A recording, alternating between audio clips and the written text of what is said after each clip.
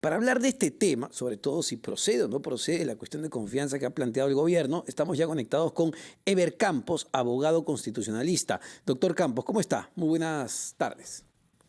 ¿Cómo está, Omar? Un gusto saludarlo. A ver, doctor Campos, de frente, lo que hemos podido escuchar, lo que hemos podido leer, ¿procede o no procede la cuestión de confianza planteada por el Premier?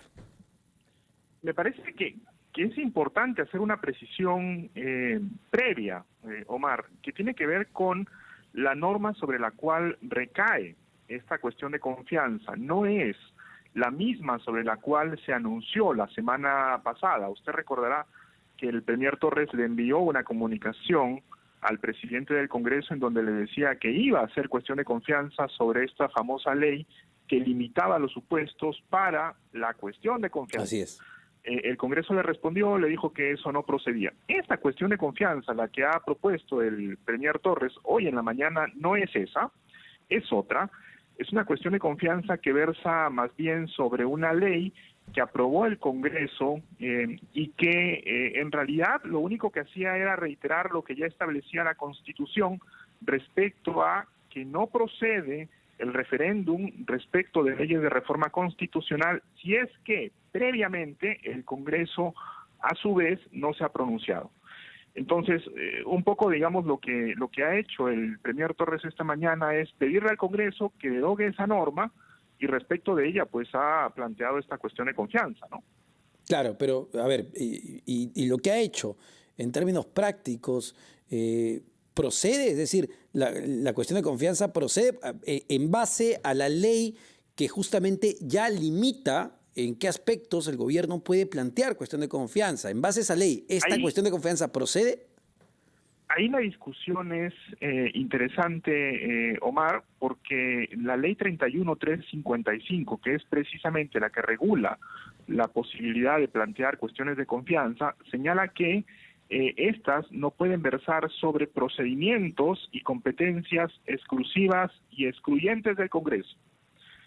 Entonces, claro, hay quienes señalan que en la medida que esta cuestión de confianza versa sobre un proyecto de ley que solo podría ser aprobado por el Congreso, entonces impacta contra esta ley 31.355, es decir, cruzaría uno de los límites para la cuestión de confianza. Pero hay quienes sostienen, a su vez, que en realidad la aprobación de una ley, de algún modo, presupone también la intervención del Ejecutivo. Por ejemplo, cuando se trata de promulgar estas, ¿no? Como usted sabe, el Ejecutivo promulga las leyes y eventualmente puede hasta observarlas, ¿no? Obligando a que el Congreso pues tenga una nueva deliberación. Sin perjuicio de eso, sin embargo, creo que el Congreso tiene en esta ley 31.355 una herramienta muy poderosa para rechazar la cuestión de confianza, porque esa norma establece en una de sus disposiciones que en ningún caso, bajo ningún supuesto, se puede aceptar como dable que el Ejecutivo interprete el sentido de la decisión adoptada por el ese Congreso. punto quería llegar, que me parece muy importante, porque el Premier Aníbal Torres en su discurso deja entender que ellos van a interpretar un eventual rechazo de la confianza. Entendemos si es que esto no se ve, si es que esto es archivado. Entonces, la ley vigente y respaldada además por el Tribunal Constitucional, y esto hay que recordarlo porque es muy importante, establece expresamente, doctor, y usted no me dejará mentir, cómo es que se dice o el Congreso le comunica que se le ha rechazado la confianza. Es decir, más concreto y más claro, ya no hay interpretaciones fácticas como la que hizo el expresidente Vizcarra en su momento. Sí, efectivamente. Esta ley 31.355 descarta esa posibilidad, impide, digamos, que el Ejecutivo interprete de por sí y para sí el sentido de la decisión del Congreso. Y desde ese punto de vista creo que el Congreso tiene una herramienta bastante potente, digamos, para rechazar esta cuestión de confianza desde esa perspectiva. Sin perjuicio de eso, creo también que es importante insistir con el punto anterior. Esta famosa ley sobre la cual el Ejecutivo está proponiendo, digamos, la cuestión de confianza, en realidad no planteaba nada nuevo. Lo único que hacía era reiterar lo que ya la Constitución señalaba. Quiero hablar de eso porque eso tiene que ver con el fondo del asunto además, pero antes me interesa, digamos, agotar los temas de procedimiento. ¿Qué puede pasar a las 3 de la tarde? O es decir, ¿cuál puede ser el camino de este proyecto de ley que presentó el Ejecutivo hoy? Ojo, lo ha presentado hoy y sobre el cual ya está siendo cuestión de confianza, porque uno diría, bueno, como Parlamento, listo, recibo tu proyecto y va a la comisión respectiva, que es la Comisión de Constitución. Pero ¿qué puede pasar? ¿El hecho de que haya planteado cuestión de confianza los obliga a los parlamentarios a discutir y votar de inmediato esto en el Pleno? Me parece que hay 4 escenarios. Voy a empezar con los 2 más evidentes, ¿no? El primero es que apruebe la cuestión de confianza y se aboque a discutir esta iniciativa en la Comisión de Constitución y eventualmente pues concluya que esta norma es inconveniente.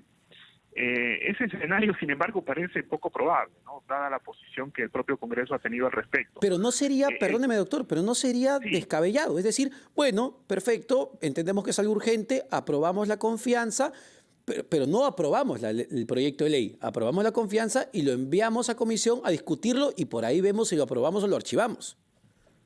Lo que pasa es que la cuestión de confianza, tal como la ha planteado el premier Torres, no ha sido para la discusión del proyecto, ha sido para la aprobación del proyecto. Y el proyecto lo que plantea es la derogación de esta ley, digamos, que establece esa precisión acerca de cuándo se puede convocar a referéndum respecto de una ley de reforma constitucional, ¿no?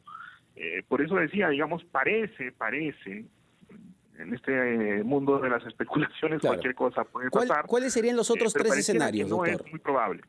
El siguiente escenario sería que el Congreso rechace la cuestión de confianza de manera plena, digamos, que sostenga que no comparte en lo absoluto el planteamiento del Ejecutivo, y que pese a todo, digamos, va a rechazar el mismo. El tercer escenario es que, con base en la ley 31.355, de la cual hemos hablado, el Congreso considere que esta cuestión de confianza es improcedente, con base además en lo que señala el artículo 86 del reglamento del Congreso, que establece cuál es el procedimiento, digamos, para ese tipo de pronunciamientos, y que diga, insisto, que no es competencia del Ejecutivo hacer cuestión de confianza respecto de iniciativas legislativas. Y un cuarto escenario es que el Congreso eventualmente, digamos, eleve a través de una demanda competencial un recurso para que el Tribunal Constitucional precise los alcances de la cuestión de confianza a la luz también de esta ley 31.355 que fue aprobada el año pasado y que el tribunal validó de alguna manera con su sentencia de febrero de este año. Ahora, doctor, yendo al punto que usted mencionaba, que es el fondo del asunto, ¿no? Este proyecto de ley que ha presentado el premier Aníbal Torres para derogar una ley que, según él señala, limita la posibilidad de que el pueblo, la población, se pronuncie a través de un referéndum. Explique eso porque puede ser muy confuso y en su momento entramos a una discusión de si era necesario o no aprobar un proyecto de ley que precisaba la materia de referéndum, porque ya la Constitución, recuerdo, establece cuál es el mecanismo para ir hacia un referéndum. Sí, me parece en realidad que en ese punto concreto estamos haciendo una tormenta en un vaso de agua.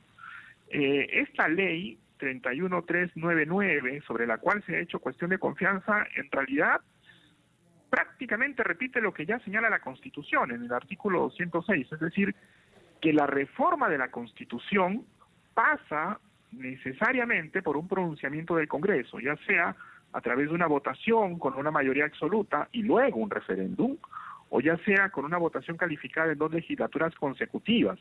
Eso ya lo establecía el artículo 206 de la Constitución. El Congreso, me parece que en un celo excesivo, lo que hizo fue señalar de manera precisa en la Ley de Participación y Control Ciudadanos que efectivamente la reforma constitucional no puede ser sometida sin la intervención previa del Congreso a referéndum. Exacto. Entonces, solo para que quede sumamente claro, así el Congreso de la República aceptara la cuestión de confianza y derogara la propia ley que ellos aprobaron en su momento, el presidente de la República no podría reformar la Constitución con un referéndum directo, porque la Constitución del 93 establece muy claramente que para cualquier reforma constitucional previamente tienes que pasar por el Congreso de la República.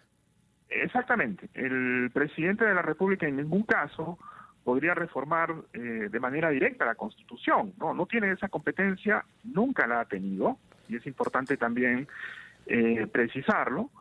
En la medida en que toda reforma parcial de la Constitución, insisto, implica de algún modo la participación del Congreso. Bueno, el 206 es bastante claro, en realidad basta leer la Constitución. Muchísimas gracias, doctor Eber Campos, abogado constitucionalista. Pero el debate, insisto yo con esto, el debate no es constitucional, no es técnico ni es legal. El debate en este momento es político y el debate es mediático. El domingo llega la misión de la OEA. ¿Qué es lo que se busca con este tipo de acciones? Lo dejo para la reflexión.